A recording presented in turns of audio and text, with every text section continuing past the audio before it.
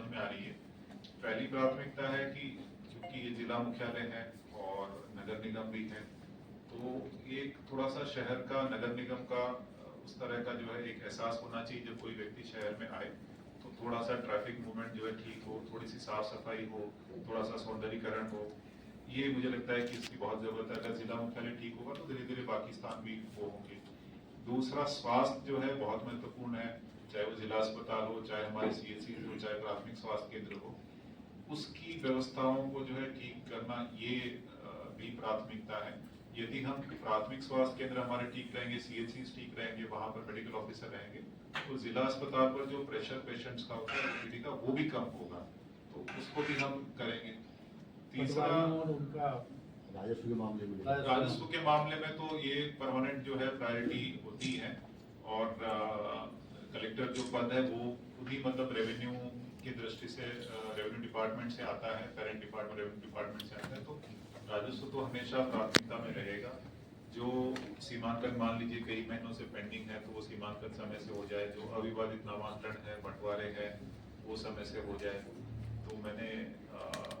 Additional collector से भी कहा है, और मैं भी जो है, हम लोग बहुत जल्दी जो तहसील कोर्ट्स है, हमारी नायब तहसीलदार की कोर्ट्स है, उनका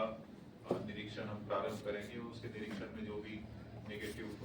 उठाए जाते हैं वो उसमें एक बार उनको जहाँ आवश्यक हो सुधार की उसके लिए गुंजाइश, और जहाँ आवश्यक हो वहाँ अनुशासनात्मक कार्रवाई करके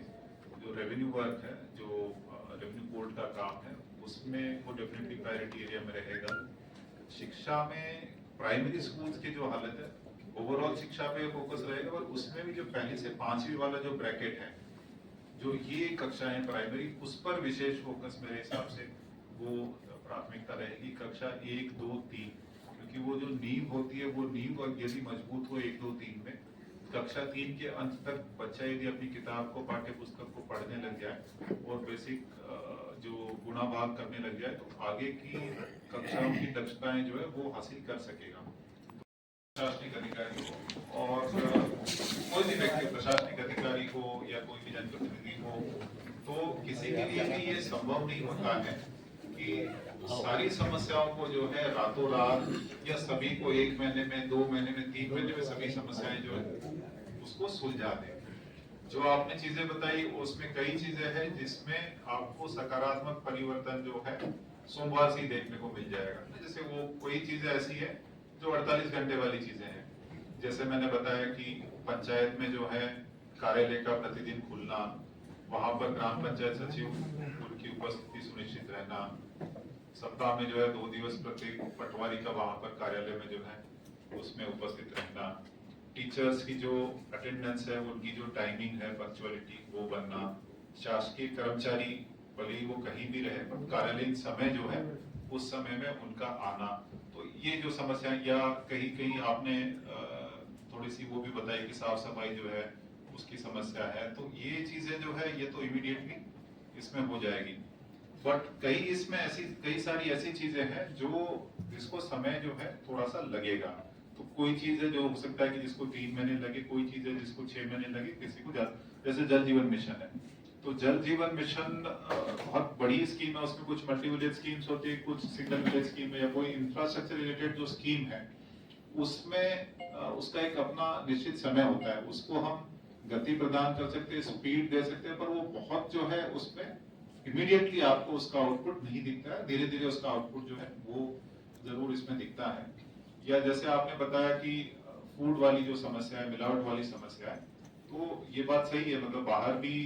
मुरैना का जो परसेप्शन है, प्रदेश में बाकी जगह भी यही परसेप्शन है कि अन्य जगहों की तुलना में यहाँ पर दूध और दूध के जो प्रोडक्ट्स है, मिल्क और मिल्क प्रोडक्ट्स में यहाँ की मिलावट की शिकायतें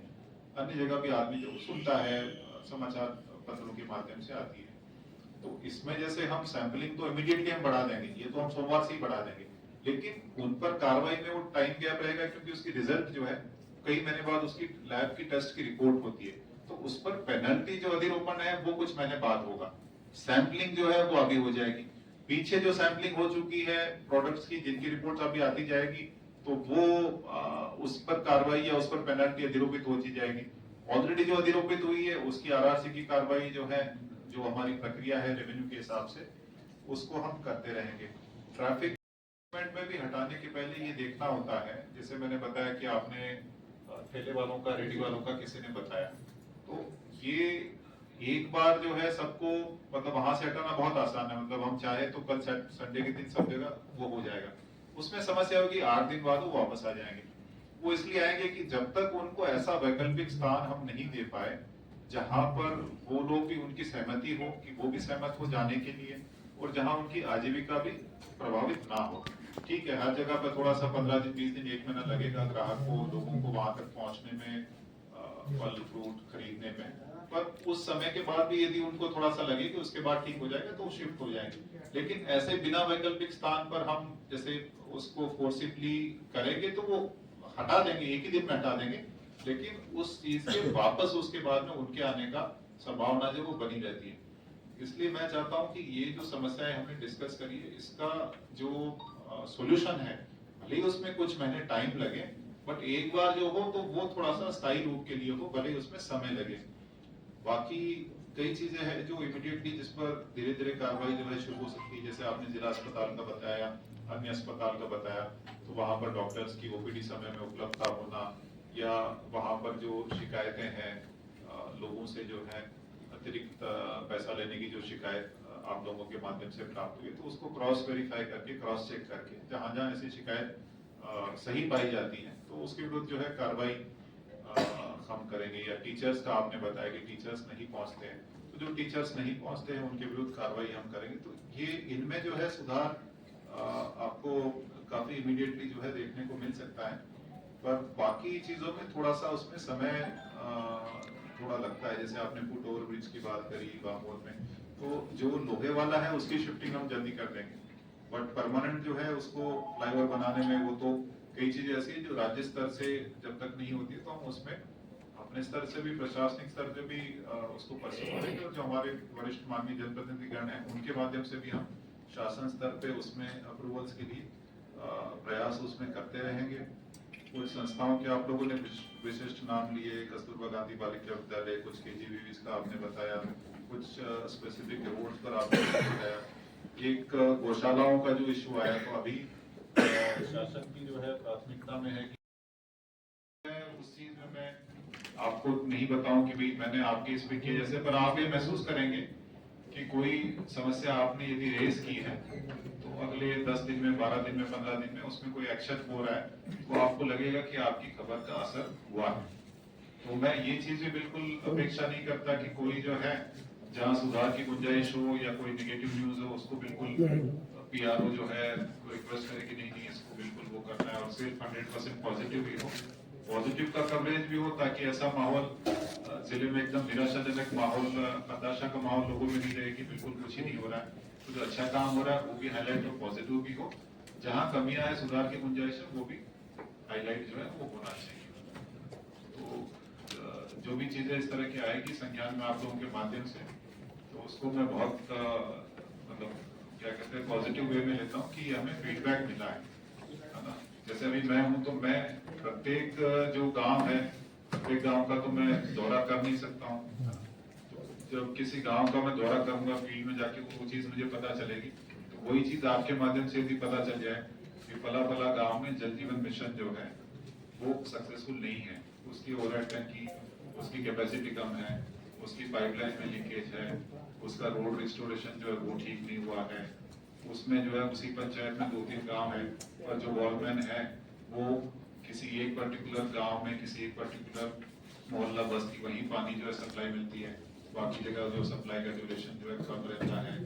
कोई पर्टिकुलर वार्ड है जो सरपंच का वार्ड है वहाँ सप्लाई ठीक होती है, शेष कुछ उनकी विरोधी गुट के वहाँ नहीं होती है। तो ये चीज आपके माध्यम से आएगी, नल जल योजना किसी पर्टिकुलर बड़ी पंचायत में कोई इश्यू है उसको हम अलग से टेकअप करेंगे, तो वो मेरा खुद के जाने तक वेट करने के बजाय पहले संज्ञान में आ जाएगी, है ना, उस चीज का सॉल्यूशन थोड़ा सा जल्दी हो जाएगा। कोई पर्टिकुलर स्कूल है, वो स्कूल बेहद जर्जर हालत में है, कभी भी गिर सकती है, हम या हमारे ऑफिसर्स मान लीजिए सीओ है, एडीएम है, एसडीएम है, वो पहुंचने में उनको लेट होगी उस चीज को नोटिस में लाने में, या इवन डीओ डीपीसी नहीं ला पाए,